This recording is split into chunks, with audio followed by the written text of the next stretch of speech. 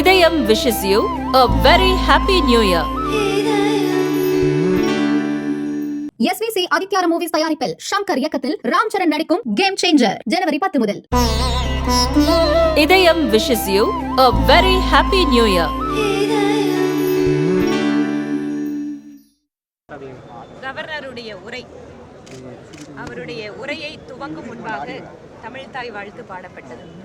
அதற்கு பின்பாக உடனடியாக காங்கிரஸ் கட்சி உறுப்பினர்களும் அதிமுக உறுப்பினர்களும் ஒரு குறிப்பிட்ட விஷயத்துக்காக அவங்க கோஷம் போடுறாங்க. அப்போ கவர்னர் என்ன கேட்கிறாருன்னா, தேசிய கீதம் இசைக்கப்பட வேண்டும், தேசிய கீதம் இசைக்கப்பட வேண்டும், அதனால தேசிய கீதத்துக்கு மரியாதை கொடுங்கள் என மரியாதைக்குரிய கவர்னர் அப்பீல் கொடுத்துட்டே இருக்காரு. ஆனா அது யாரும் கேட்கல.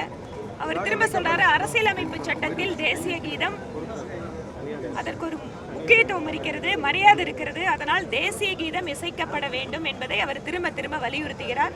அதை யாரும் கேட்காததால் கவர்னர் அவர் வெளியில போறாரு.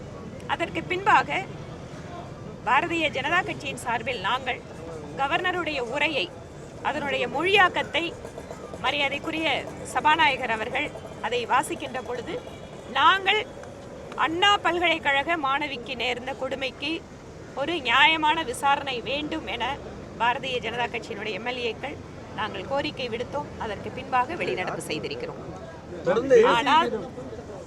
ஆனால் மரியாதைக்குரிய சட்டமன்ற பேரவைத் தலைவர் என்னுடைய அனுமதி இல்லாமல் மீடியாக்கள் இந்த செய்தியை வெளியிடக்கூடாது அப்படிங்கிறார். லைவை அதை டிஸ்கனெக்ட் பண்ணிருக்காங்க.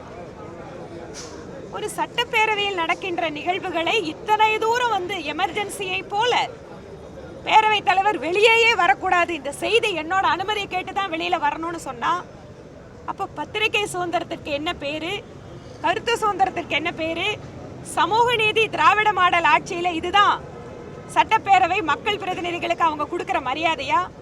பேரவையினுடைய தலைவர் தன்னுடைய எல்லை என்பது ஏதோ மிகப்பெரிய எல்லையாக நினைத்துக் கொண்டிருக்கிறார். அதனால் ஊடகங்கள் வாயிலாக தமிழக மக்களுக்கு நாங்கள் சொல்லிக் கொள்வது என்னவென்றால், மக்கள் பிரதிநிதிகள் மக்கள் பிரச்சனைகளை சட்டப்பேரவையில் விவாதிப்பதற்கு, அந்த பிரச்சனைகளை எழுப்புவதற்கு எந்த அளவிற்கு கெடுபிடி இருக்கிறது, எந்த அளவிற்கு அவர்கள் ஜனநாயகத்திற்கு விரோதமாக நடந்து கொண்டிருக்கிறார்கள் என்பதை தமிழக மக்களுக்கு தெரிவிக்க விரும்புகிறோம். இது முதல் முறை தேசிய கீதம் விவகாரம் என்பது தமிழக சட்டப்பேரவையில் இல்லை. கடந்த ஆண்டே ஆளுநர் இதை கேட்டிருந்தார். இன்றைக்கு அதை ஒளிபரப்பு செய்வதில் என்ன பிரச்சனைன்னு சபாநாயகர் ஏதாவது சொல்றாரா? எனக்கு தெரியாதுங்க, நீங்க வேணா கேடுங்க. நேரலை துண்டிக்கப்பட்டதும் பலமுறை கேட்டு தேசிய கீதம் ஒழிக்கப்படாததும் ஒரு திட்டமிட்டு நிச்சயமாக இது மாநில அரசினுடைய ஒத்துழைப்பு இல்லாம இதெல்லாம் நடக்கிறதுக்கு வாய்ப்பே இல்லை. மாநில அரசு கையை கட்டி வேடிக்கை பார்க்குது, ஏதோ அவங்களுக்கு சம்பந்தம் இல்லாத மாதிரி. பேரவையினுடைய தலைவர் நிறைய நேரங்கள்ல அமைச்சர்களுடைய பதிலுக்கு பதிலாக அவர் தான் பேசிட்டு இருப்பாரு. அதை நாங்களே சொல்லியிருக்கோம். அமைச்சர்கள் பதில் சொல்வதற்கு பதிலாக ஒரு சட்டப்பேரவையிலே பேரவையினுடைய தலைவர் அரசாங்கத்தின் சார்பாக பதில் அளிப்பது என்பது முதல் முறை அல்ல, பல்வேறு முறை இது நடந்திருக்கு. இன்றைக்கு அந்த பேரவையில் நடந்திருப்பதை கூட வெளியிலே ஊடகங்கள் காட்டக்கூடாது என்று சொல்கிறார்கள் என்றால், இவர்களுடைய திராவிட மாடல் அரசாங்கத்தினுடைய கருத்து சுதந்திரம் என்பது இதுதான். மிக முக்கியமாக பொதிகை தொலைக்காட்சியில் ஆளுநருடைய உரை வெளியே வந்ததிலிருந்து ஒளிபரப்பு செய்யப்படும். ஆனால் இன்று ஒளிபரப்பு செய்யப்படவில்லை. இந்த விவகாரம் என்பது சபாநாயகருக்கு உள்ளே வானளவு அதிகாரம் இருக்குன்னு நீதிமன்றம் பலமுறை சுட்டிக்காட்டிருக்கு. இதே நீதிமன்றத்தை நாடி இந்த மாதிரி ஆளுநர் வந்தாரு, உள்ள செல்றாரு, பாஜக நடவடிக்கை எடுக்க வாய்ப்பு கட்சியில் முடிவெடுக்க முடியாதுங்க. எங்களோட சட்டமன்ற குழு தலைவர் கட்சியோட தலைவரோட பேசிட்டு இது சம்பந்தமா 50 ஆண்டுகளுக்கு மேலாக தேசிய கீதம் ஒழிக்கப்பட்டதா வரலாறுகள்ல அது ஒரு பாரம்பரியம் சொல்றாங்க.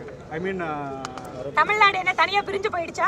தேசிய கீதம் இந்த நாட்டோட பிரிவினை கோஷமா? இந்த நாட்டுல கேக்குறேங்க, ஏன் அந்த மரபுல தேசிய கீதத்துக்கு இடம் இல்லையா?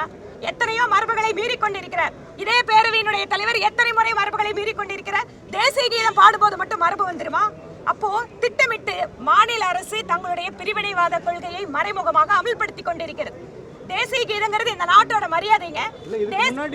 நான் கேட்கிறேன், தேசிய கீதம் இந்த நாட்டினுடைய பிரிவினைவாதமா? அரசியலமைப்பு சட்டத்திற்கு எதிரானதா? தேசிய கீதம் பாடுறதுக்கு என்னங்க இவங்களுக்கு எல்லாம் பிரச்சனை?